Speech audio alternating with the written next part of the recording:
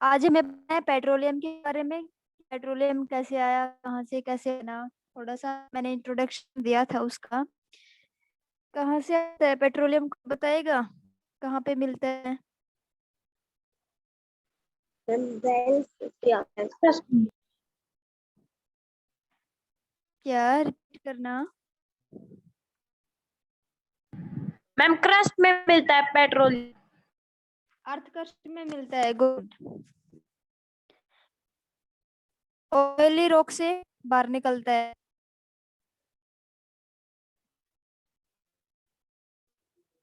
हम्म,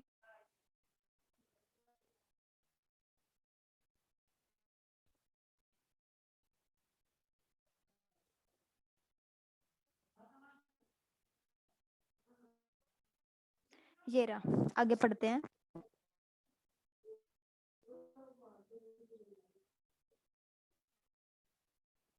जैसा कि मैंने बताया था, पेट्रा का मतलब क्या है यहाँ पे, रॉक। और ओलियम क्या मतलब है? ऑयल।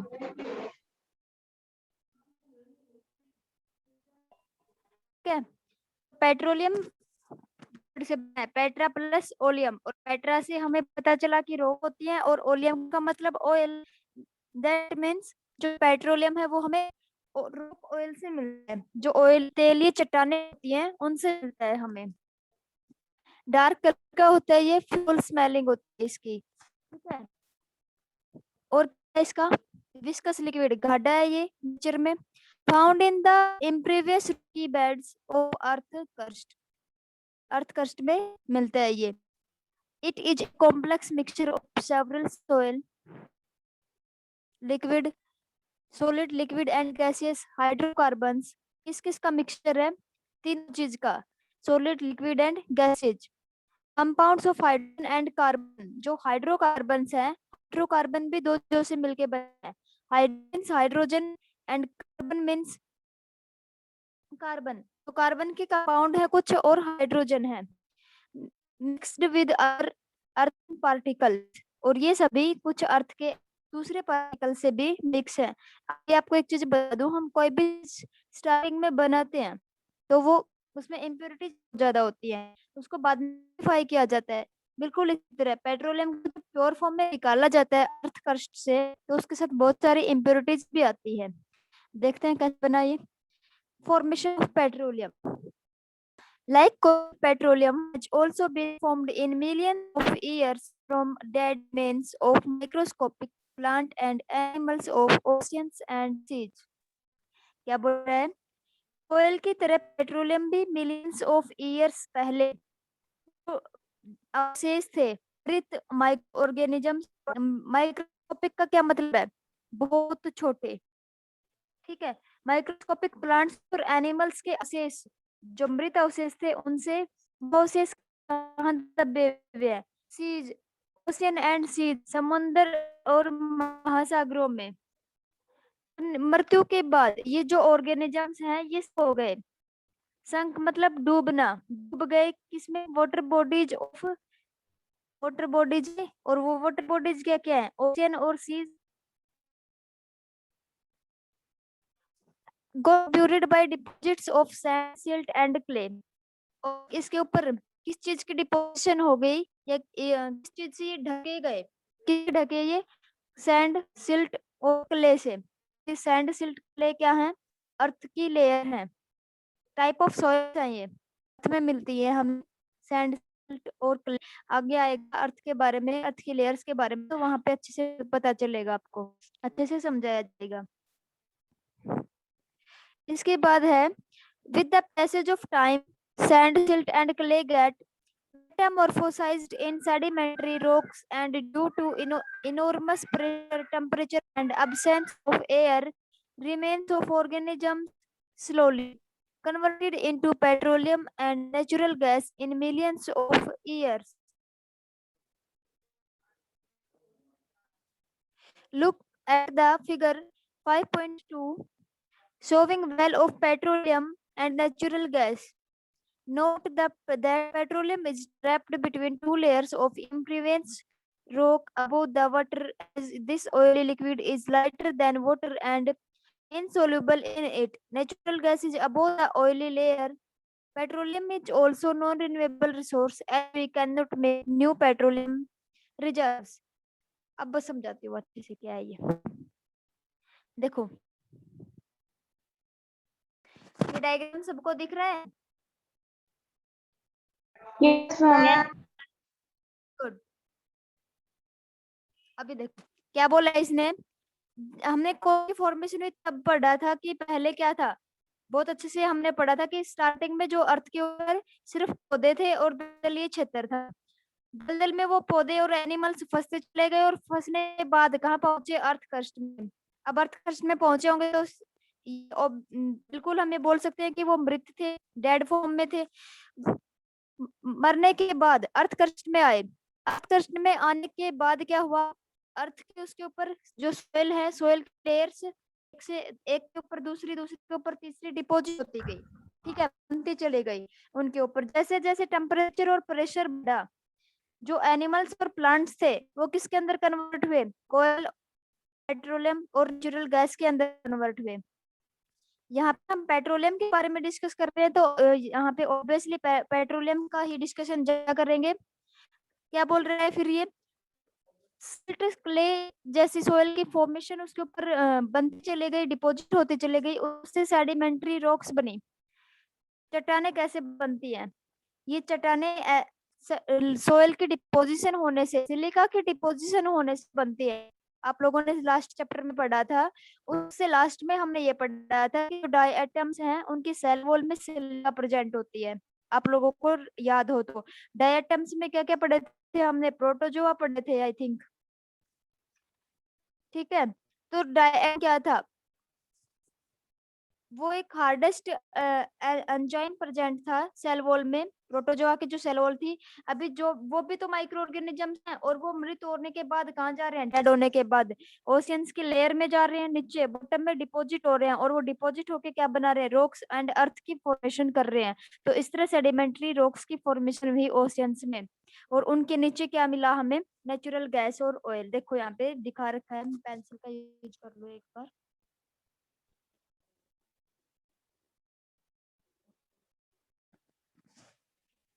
सबसे अपर है ये वाली, ये है अर्थ की लेयर।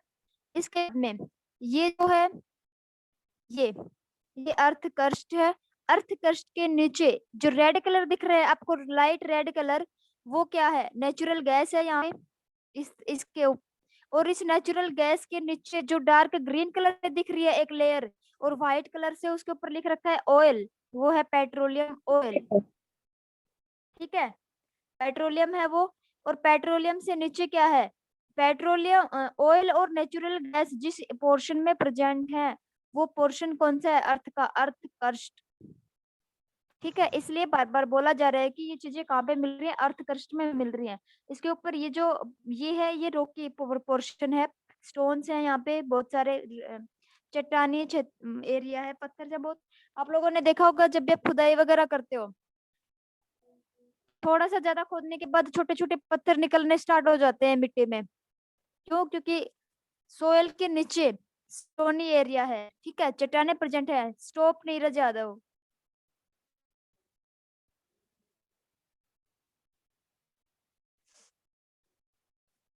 आगे देखो,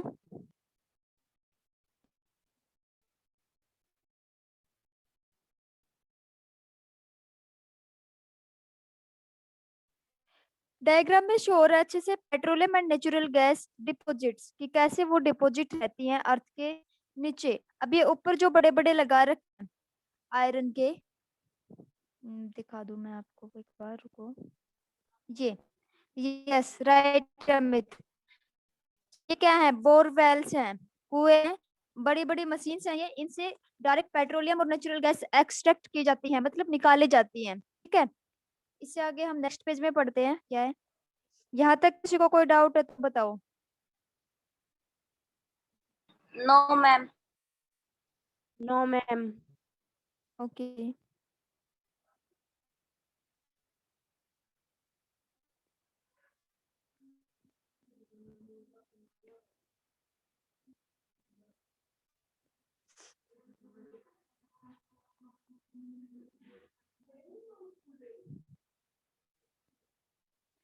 एक्सट्रैक्शन ऑफ पेट्रोलियम, पेट्रोलियम को हम कैसे निकाल सकते हैं ये पढ़ेंगे अब। ये देखो, oil reserves are found at various places in the world. Oil reserves, reserves मतलब कंटेनर, जो जहाँ पे ऑयल स्टोर रहता है, वो पूरे वर्ल्ड में बहुत सारी जगहों पे पाए जाते हैं। Middle East, North Sea, South America, Alaska etcetera, ये प्लेसेस है कुछ, यहाँ पे पेट्रोलियम की रिजर्व मिलते हैं। In India these are found in Assam, Bombay High, Gujarat and in basins of Godavari and Krishna rivers. India में कहाँ कहाँ मिल रहे हैं? असम में मिल रहे हैं, बॉम्बे हाई में मिल रहे हैं, गुजरात के बेसिन्स पे मिलते हैं। बेसिन्स मतलब जो गुजरात के तटीय गुजरात में तटीय क्षेत्र है ना, वहाँ पे।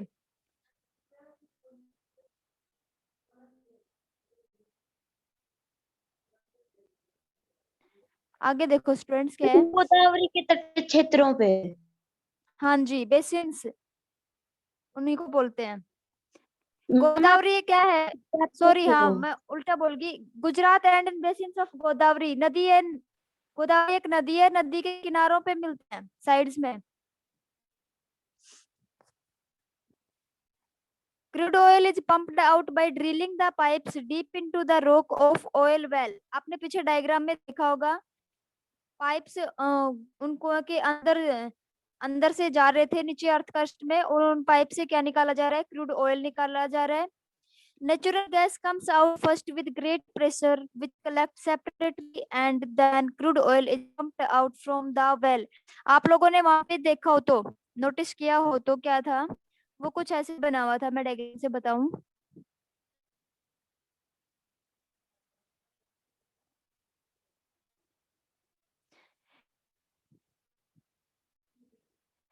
जो ब्लू कलर से मैं शो कर रही हूँ वो है आपका ऑयल। रेड कलर जो दिखाया है उसमें है आपकी नेचुरल गैस।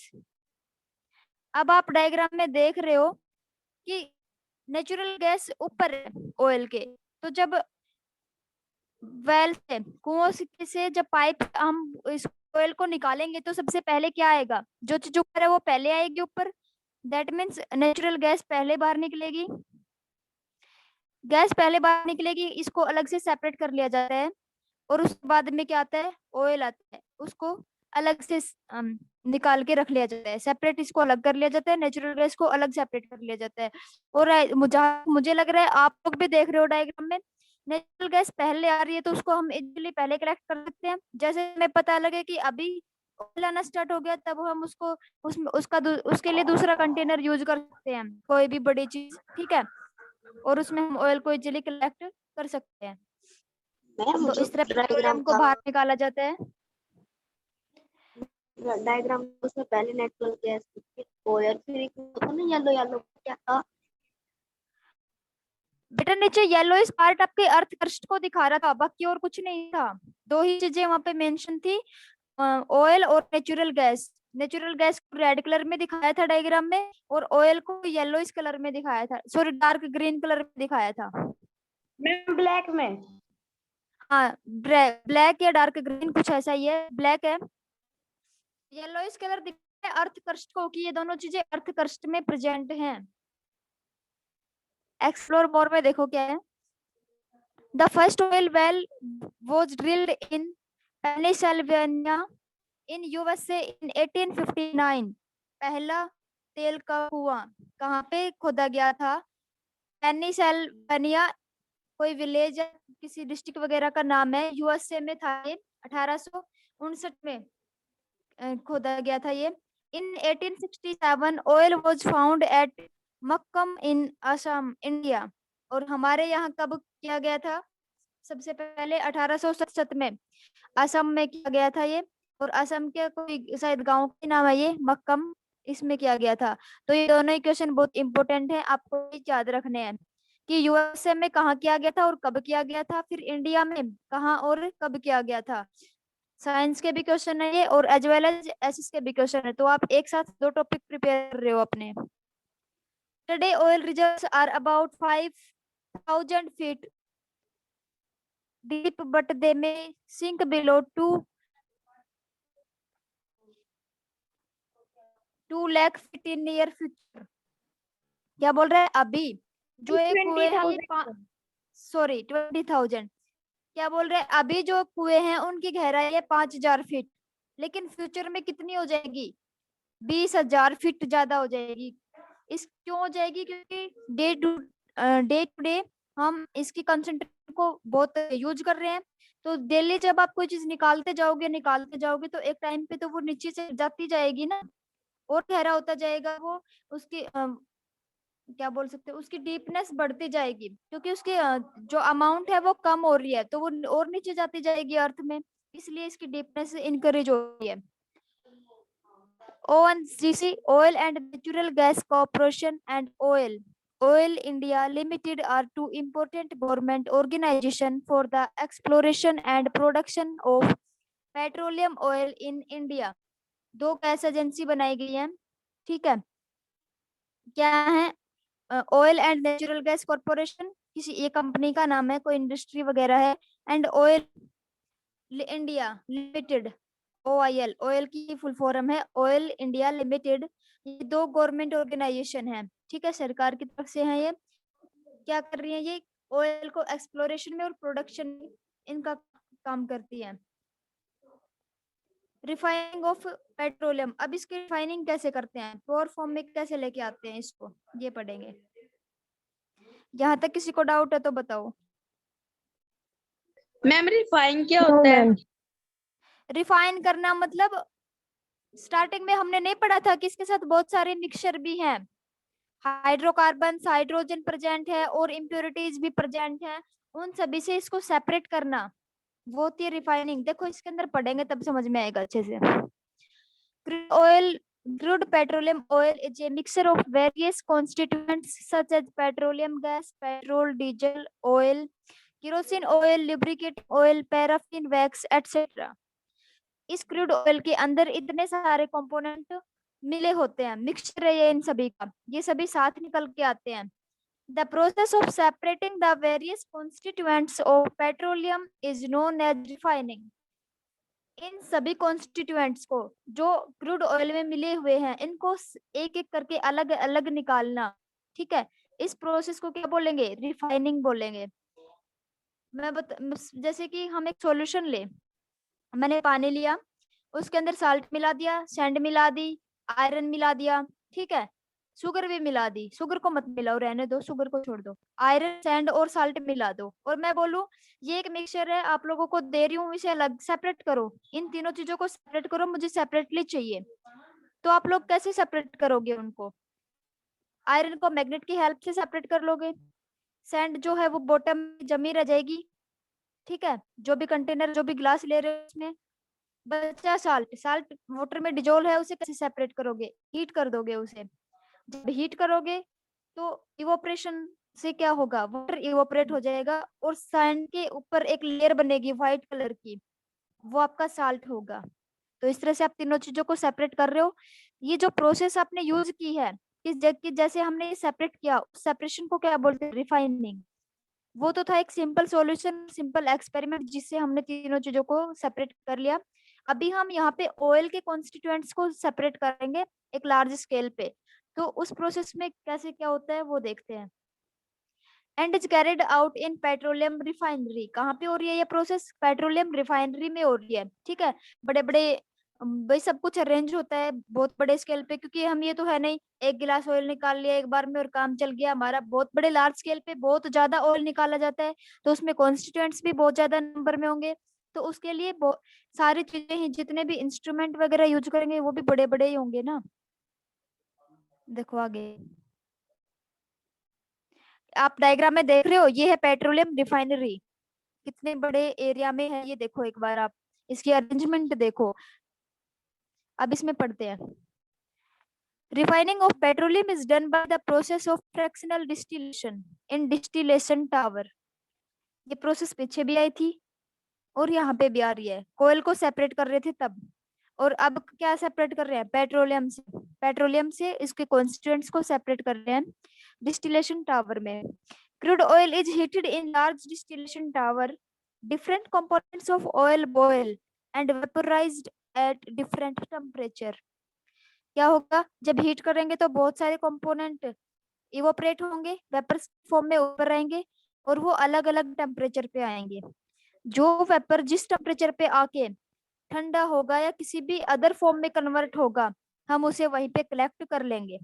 आगे पढ़ेंगे, डायग्राम भी है वो देखेंगे, उसे अच्छे से समझ में आएगा। These are collected and condensed separately in fractions। और इस तरह हम इनको कंडेंस होता है ठंडा करना, ठंडा जब जिस फॉर्म में ये जिस टेम्परेचर पे ये लिक्विड फॉर्म में आएंगे या किसी सॉलिड फॉर्म में आएंगे, उसी टेम्परेचर पे इनको हम अलग से कलेक्ट कर लेंगे। ठीक है, डिफरेंट फ्रैक्शंस में देखो, आगे डायग्राम दिखाती हूँ आपको मैं, ये रहा।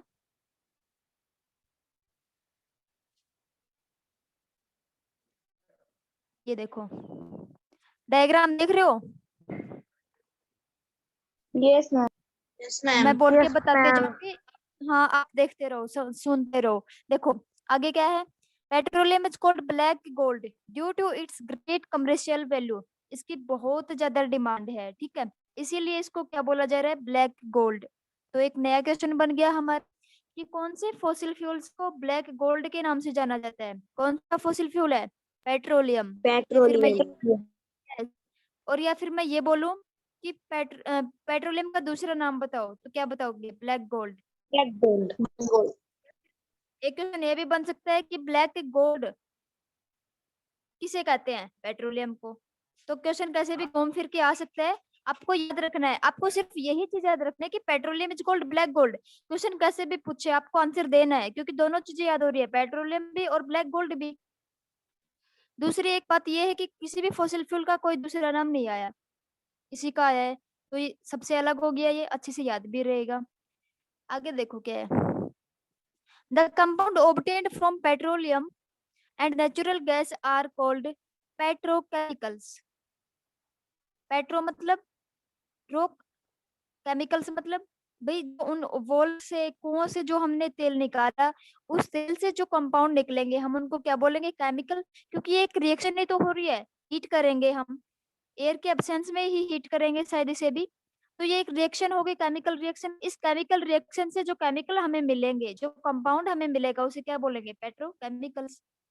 किसी भी चीज को रटो मत, बस समझने की कोशिश करो थोड़ा थोड़ा, अभी थोड़ा थोड़ा समझने लग जाओगे, आगे जाते जाते चीजें और क्लियर होती जाएंगी और आप बहुत अच्छे से चीजों को समझ पाओगे, फिर खुद से लिख भी पाओगे। आपको किसी नोट्स की, किसी के प्रिपेयर्ड नोट्स की जरूरत नहीं पड़ेगी, खुद बना पाओगे अपने। और ये सब धीरे धीरे होगा, और ये कब होगा, जब अच्छे से समझोगे आप कंसंट्रेशन के साथ। जितना हो सकेगा उतने क्वेश्चन पूछो टीचर से, चीजें क्लियर होंगी। और क्वेश्चन कब पूछोगे, जब आप खुद से पढ़ोगे। डायग्राम को देखते हैं, डायग्राम में देखो, ये देखो सबसे लास्ट में पेंसिल का यूज कर लेती हूँ मैं। ये देखो यहाँ पे, ये क्या है, ऑयल वेल, सॉरी इसलिए ऑयल कंटेनर है, यहाँ पे ऑयल है, यहाँ से ऑयल इस कंटेनर में हीट हो रहा है, ठीक है। अब आगे आ रहा है, दूसरा कलर ले लेती हूँ। आगे आ गया इसके अंदर।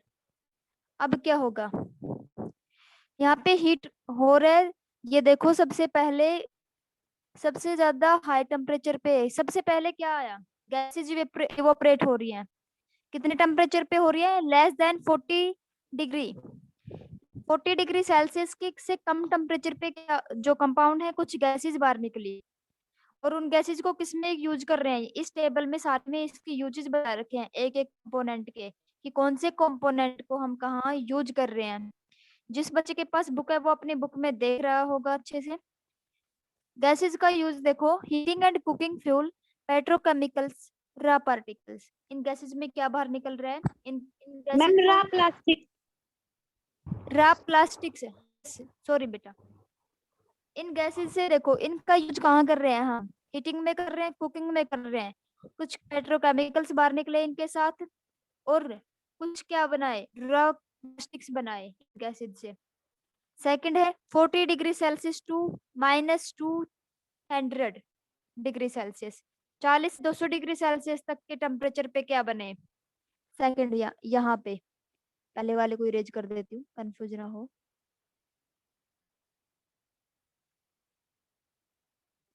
अब हम इसकी बात कर रहे हैं। 40 से -200 डिग्री सेल्सियस पे गैसोलाइन केमिकल निकले, पेट्रोकेमिकल्स गैसोलाइन। इसमें क्या हुआ? Heating fuel, natural gasoline, useful as a motor fuel, industrial solvents, liquefied petroleum gas, carbon black, petrochemicals. ये सारे कंपोनेंट यहाँ पे इस टेम्परेचर पे निकले हैं जो हमने अलग कर लिए। मेन इसमें क्या याद रखोगे?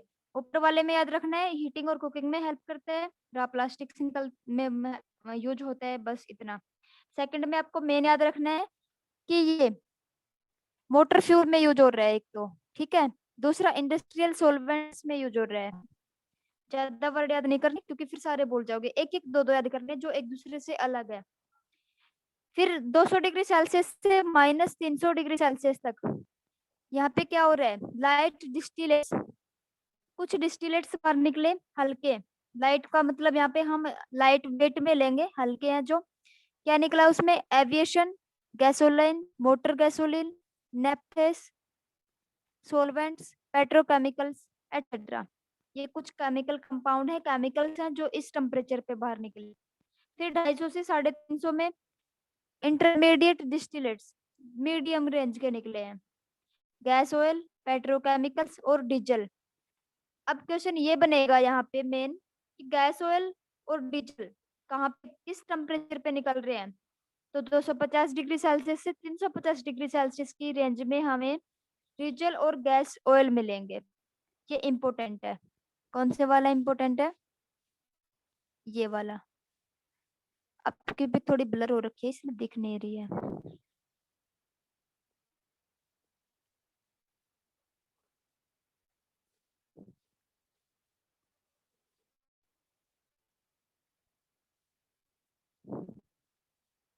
इसकी बात कर रही हूँ, ये इम्पोर्टेंट है। हेलो,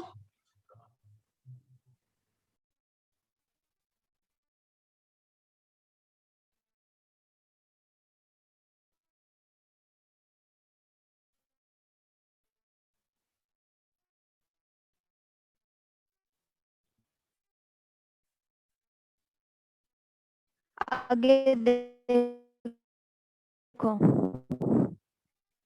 लुब्रिकेटिंग ऑयल व्हीकल्स में यूज होता है, खूब ऐड भी आती है। ऑयल लो इंजन वगैरह में डालते हुए दिखा, उससे उसका जो रस्टिंग है वो दूर हो जाता है। कास्टल वगैरह यूज होता है, मुझे नाम ज्यादा अच्छे से याद नहीं, कास्टल वगैरह लिखा होता है उसके ऊपर।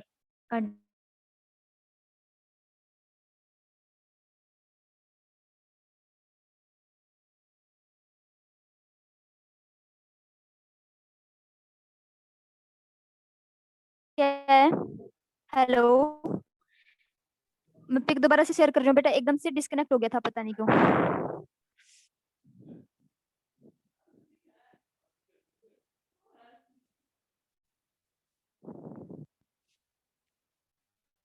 ये देखो, बस इस डायग्राम तक ही पढ़ेंगे, आगे नहीं पढ़ेंगे, डोंट वरी। कभी सोचो मैम पता नहीं कितना पढ़ेंगी। आगे देखो, हम 300 से 300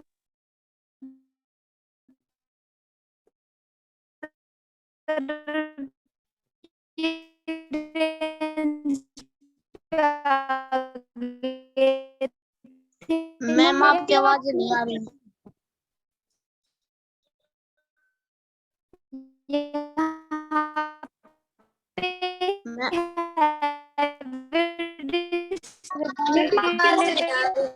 से बाहर निकल रहे। 1 मिनट में चेक कर दो कभी। हेलो मैम आपकी आवाज नहीं आ रही। Yes ma'am. शायद कोई नेटवर्क इशू है भाई। मैम आ तो रही है पर ऐसे ऐसे आ रही है, आप स्लो मो में बोल रहे हो, पता नहीं कैसे बोल रहे हो। हम स्लो मोशन में। कल पढ़ेंगे हम इसके बारे में, कोई नहीं स्टूडेंट्स अभी रहने दो, कुछ नेटवर्क इशू होगा शायद। कल हम नेचुरल गैस के बारे में पढ़ेंगे और ये थोड़ी सी जो टेबल बची है इसको रिवाइज करेंगे दोबारा से, डोंट वरी।